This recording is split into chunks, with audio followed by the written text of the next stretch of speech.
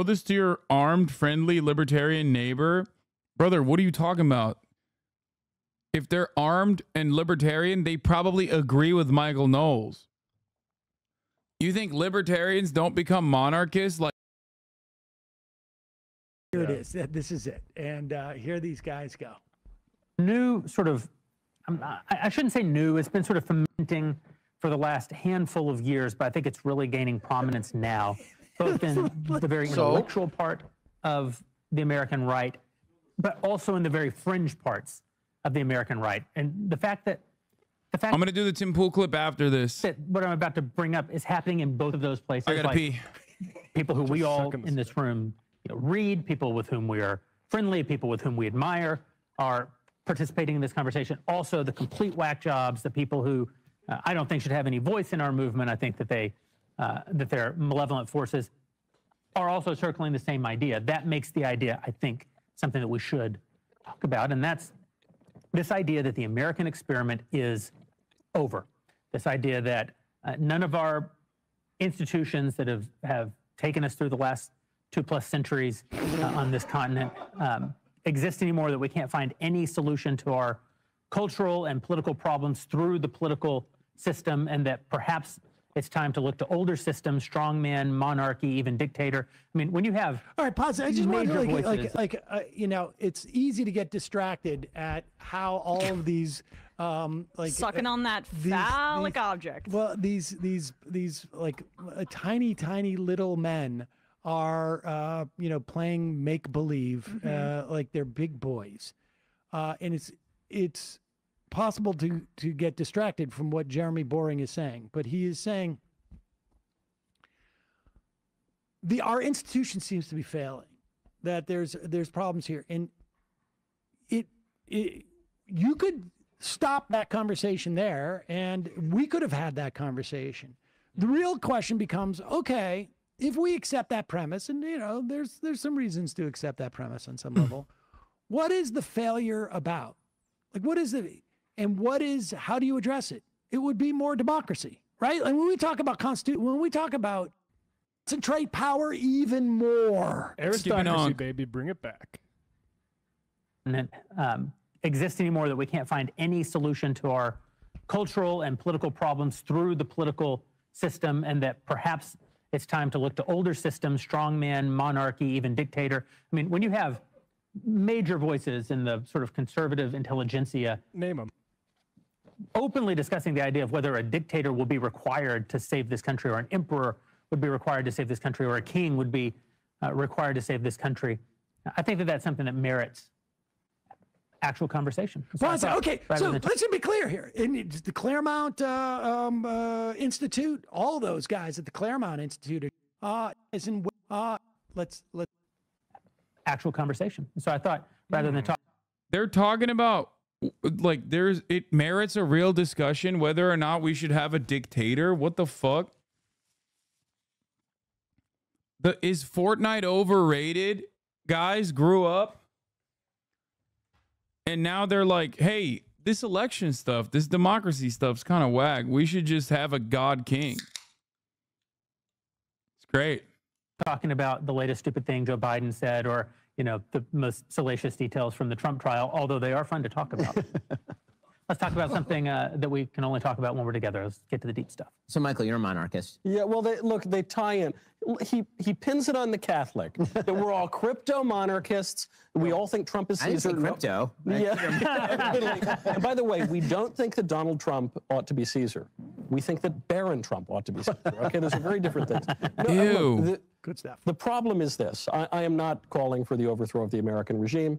The problem is that the American regime has been overthrown. Pause it just real quickly. And these are like failed Hollywood people sitting around like they're at the Constitutional Congress. It's unbelievable. It really is sort of astonishing. The overthrow of the American regime. The problem is that the American regime has been overthrown.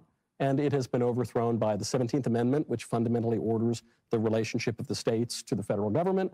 It's been overthrown by Congress giving away all of its power to the executive agencies. It's been overthrown by any number of things that have taken place, not over the last 10 years. Can you just pause it really briefly? You don't even need to take it off the screen. But when he talks about the 17th Amendment there, that is literally an anti-democracy argument, because that allowed for, if I'm not mistaken, the democratic election of senators, right? Yes. Yeah. So this is him saying too much democracy the Senate is too democratic. Ago. The filibuster Senate is too democratic for Michael Knowles. Yeah.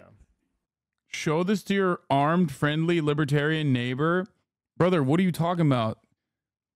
If they're armed and libertarian, they probably agree with Michael Knowles. You think libertarians don't become monarchists like that? What are we talking about?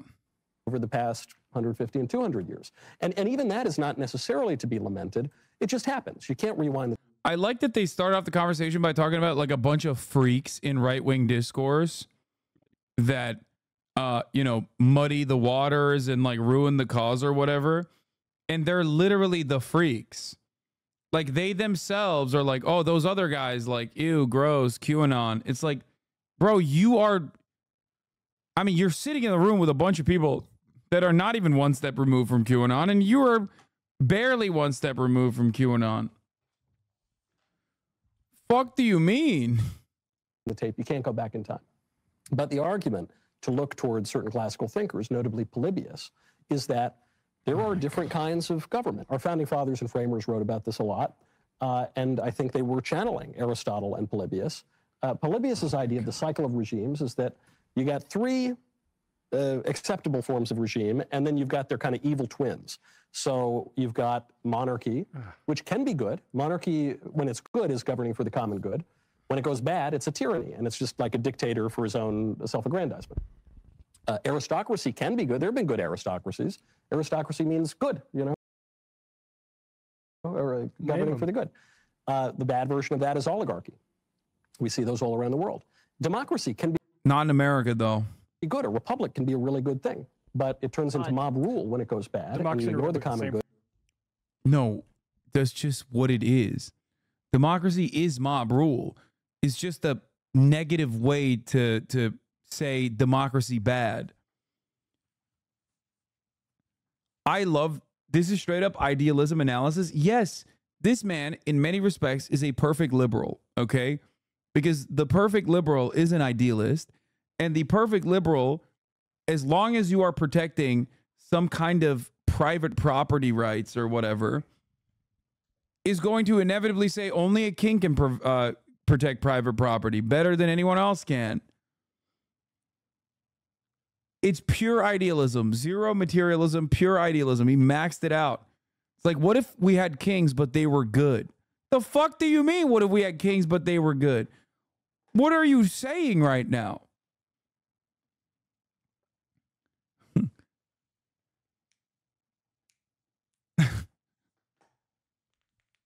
Also, considering that they're fucking capitalists, the current system isn't bad for them. They like the current system. It's just that there's too many chirpers. Like, even their anger towards the current structures that we exist under is simply because there's people telling them that they're wrong and lame. And in the case of Michael Knowles, possibly gay. That's it. That's the only thing. Like, they just want to eliminate that aspect of it too. Like, what's wrong about the way that society's designed right now? That like sometimes you got to get vaccinated when you don't want to. That's it. Like, good, and you govern for yourself. And our framers and founding fathers wrote about that ad nauseum. No, but what they wrote about also was the fact that the monarchy was something where you couldn't have actual representation of the people. He's avoiding that entire premise that the founders were explicitly anti-monarchy. Maybe like if you were to poll Americans and ask what the founding fathers' opinions on politics were, just the number. I agree with MR's takes, except the lesser two evils vote over voting your conscience. Do you think you could talk to Uncle Sam about this? No, because I don't care. Like, I don't care to change his perspective on it at all. I don't care to change anyone's perspective on that front at all. One thing people would say would be they didn't want to have a king anymore. Especially the regular people. Like Thomas Paine was more popular with everyday people than most of the founding fathers were because he spoke to them with like common sense and that sort of stuff. But here's the bottom line. They are anti-democratic. I mean, this is just the bottom line. They are anti-democratic. They are basically. Some of the founding fathers did want kings, though. Oh, okay. Let's have a dogmatic belief system where American capitalism is the religion and the founding fathers are our original prophets. Then, like, so many Americans, especially Reddit atheist Americans, think that they have like escaped dogmatic thinking, only to restructure the entire energy and direct it towards American capitalism as the Constitution being its fucking Bible and the founding fathers being the unshakable prophets. Okay. So what? They also had slaves, man. I don't think that they had slaves. George Washington had literally teeth from slaves that he put in his mouth. Like, that's pretty fucked up, I think. I don't look to all of those guys to be like, well, they had a lot of things, you know, figured out. Saying that, look, sometimes this form of government, sometimes that form of government works, sometimes this form of government works better. And of course, what better means right is a function of like where you stand. To be honest, Washington publicly denounced the slave trade. He just, in parentheses, he just participated in it. Yeah, he was also a rule breaker. He would literally send his slaves over to other states every 6 months so that he could maintain his slaves, like so he could keep them. Because there was a rule in the books at the time that he couldn't have, no one could have slaves over a 6-month period. Can you source that information?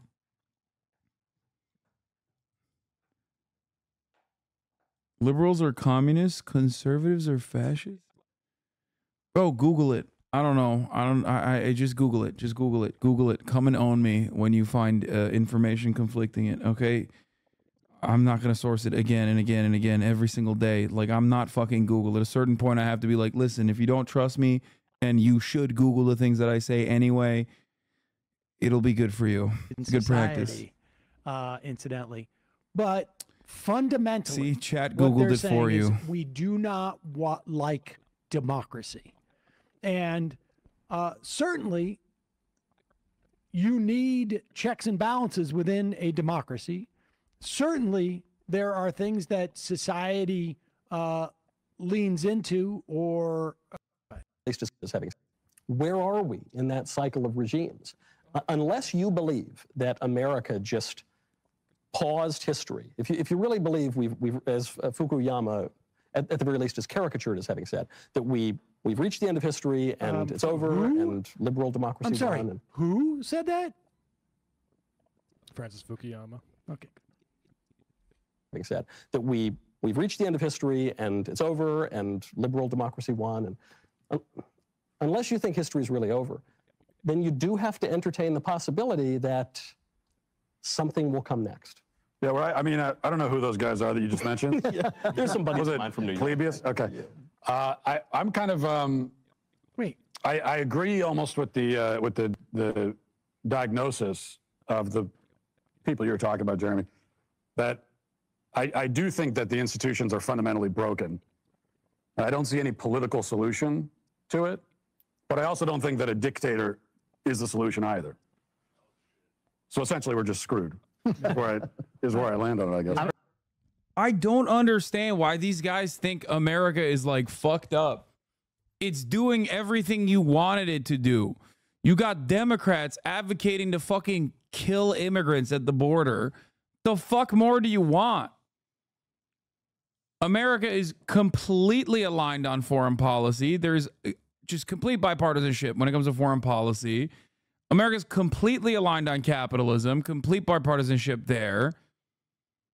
Like, what is the anger that you have? What could be the resentment? Is it that for years it slows down, like the inevitable decay towards fascism slows down, but just like by one tick, not like dramatically, okay? At least like the federal agencies still get, you know, appointments, the cabinet seats get filled. And like sometimes there's like, sometimes you'll find like one passionate individual in these institutions actually do their fucking job. That's it. Like beyond that, we are still bouldering towards fascism.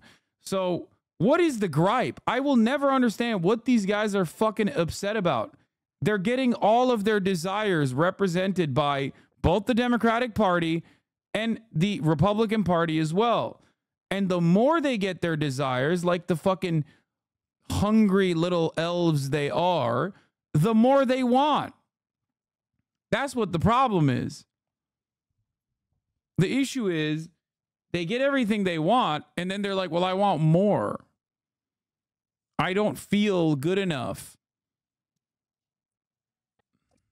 Like, we just need to also punish the other side. Like, no dissent, please. I don't want to hear dissenting opinions.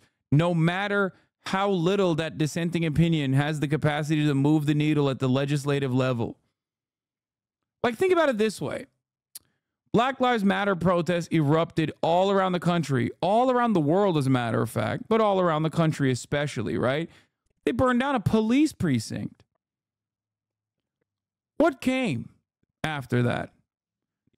There was a mobilization around a cause to defund the police, to only take some of these massively inflated police budgets and put those budgets to good use, better use. Social workers should be hired, and try to tackle the like there was a demand made to try and tackle the material conditions, the inequality, and the socioeconomic conditions which crime is born out of. But what happened at the legislative level?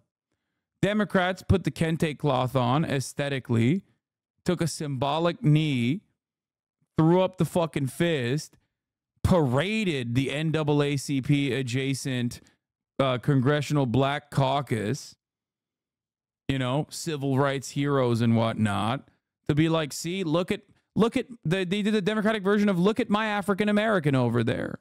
Okay, they did the Democratic version of it. And then they spent every fucking waking moment literally shitting on the very same people that were like, dude, what the fuck are you doing? Stop killing us. And also, please, for the love of Christ, take some of the goddamn budgets that are massive and put it back to like social safety nets. But the Democrats had more smoke for those people making honest and righteous demands than the Republican Party. Democratic Party put its own counter proposal together called 8 Can't Wait. That was supposed to come across as aesthetically conciliatory to the demands being made. And then they couldn't even get that passed. All the while, police budgets kept growing and growing, but you would never understand that if you watched local media and listened to fucking dumbasses that just lied about how police was defunded across the board. Okay? And how beyond police being defunded, which was an abject lie, right? That defund the police protesters were causing the Democratic Party to lose the election. In some places, the budgets didn't increase by the same percentages that it was slated to increase. They considered that to be defunded. They went along with a massive crime panic, which was also exaggerated, lied about, exaggerated to the point that it was a lie. Okay? And then business as usual. Police still crack fucking skulls left and right. Okay? The police budgets were increased. All the COVID funding went to the police budgets on top of everything else. They're still using military gear. They're still heavily militarized. So is the problem here that the Democrats were in charge when that change didn't happen? Is that the issue? Because if you're simply looking at like the actual legislative impact of the Democratic Party, you should be so fucking happy. You should be so happy. So all that remains in terms of the difference of opinion or what you want from your representatives that you're not getting is like probably what? Killing, like directly enslaving black people, not like through the criminal justice system and not making it like institutionalized, but just like openly doing it on the virtue of being black or brown. Is that what it is? Like you don't want the additional liberalizing elements there. You just want unconditional slavery for blacks and browns. Is that what the fuck you demand? No gay people in public, I guess. Women have to literally be servile as you know, cows that need to be bred. Is that, I assume, like, because there's not really anything else that, there aren't any wishes that you have that have not been met.